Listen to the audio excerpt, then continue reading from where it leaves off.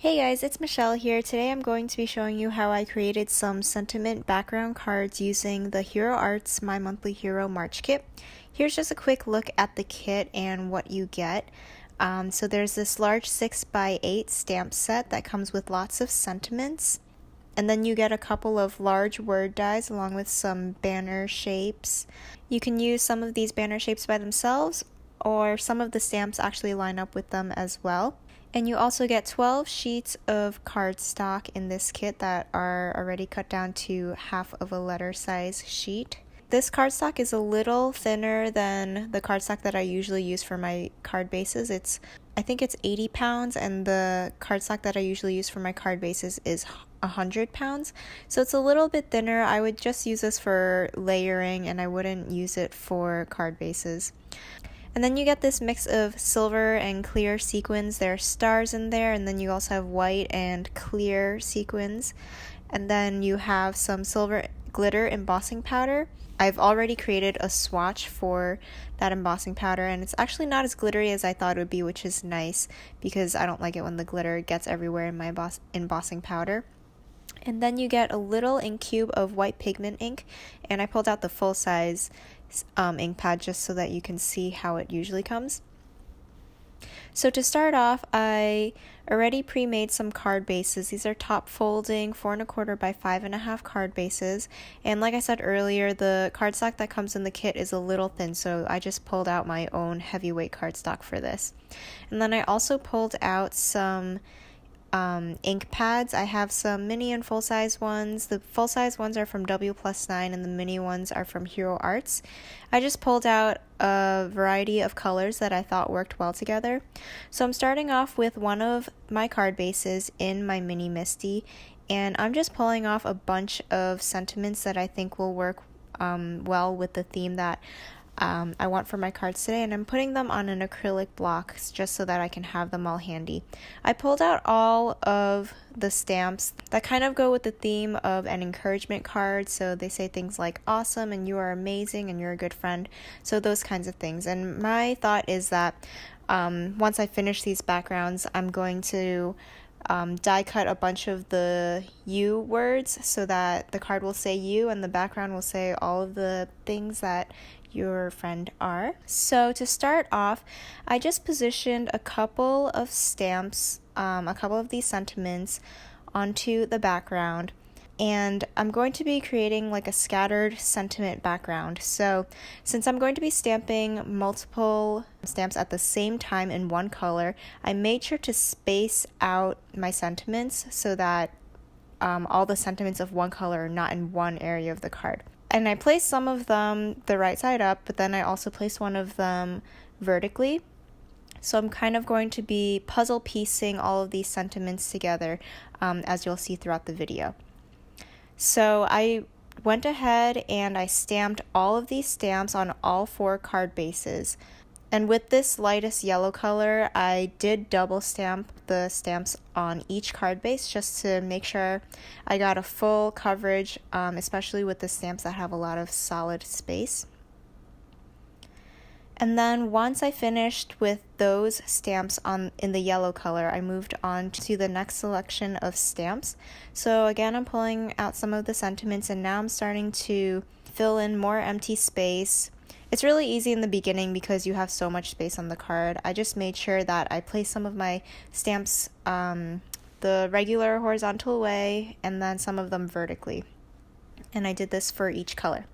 So then I moved on to my next color, which is a darker teal color, and then I stamped that. And you can see how it fits in nicely with the yellow stamps that I already have there. And then I'm double stamping this when I need to, but since it is a darker color, you might not have to do that for whatever color you choose. So again, I'm going to do that with all 4 card bases. So this is a really easy way to create a bunch of cards at once, especially since this background did take quite a bit of time just with all of the inking and setup. You might as well just make more than one card at once, because every time you set it up, it doesn't take much more time to stamp another card out of it. So after I completed that round, I went on to the next one with another color and another selection of these sentiment stamps. And then I'm just going to keep going in this manner where I choose a few sentiments for each color, and I choose some empty spaces and try to fill this in, try to space everything out so that there's a good variety of color around the card. So I'm just going to speed this up a little bit since it's pretty much the same thing and there's a lot of repetition since I am making 4 cards at once.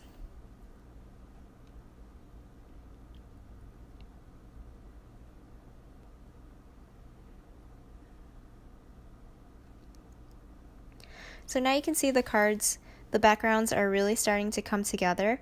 For this next selection of stamps, I just wanted to slow it down a little bit again and just to kind of show you a sort of mistake I made just so that you can learn from this. So I went from one color to the next one without cleaning my stamps very well, apparently. When I tried to stamp this lighter blue color, there was a lot of transfer of ink from that reddish magenta color that I had used earlier. Even though I did clean my stamps with a baby wipe, it wasn't enough apparently.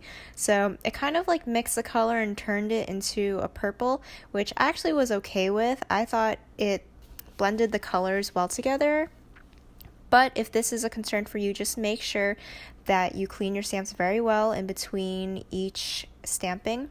Or just try to go from light to dark colors so that even if it does transfer, it's not a dark color to a light color. And I just kept going anyway because like I said, it wasn't too much of an issue for me. I kind of liked the blended color that I ended up with, but if it was 2 very different colors, it might not have turned out so well. So after all of these large spaces are stamped, you can see that there isn't much space for more sentiments anymore. So I'm starting to go in with some of the smaller images in the stamp set. It's really nice that the stamp set comes with images like this that you can fill in spaces. So I started off with some stars in a couple different colors. Then I realized that there was one space where I could, or a couple spaces where I could stamp a few more sentiments. So I went ahead and filled in those spaces on all 4 cards. And then after I have those last sentiments in, I continued with what I was doing before, filling in the spaces with smaller images. And for these, I just use a small stamp, a small acrylic block instead of using my MISTI, just because it doesn't have to be perfect for these small images, and it's really easy and fast to just do them one by one.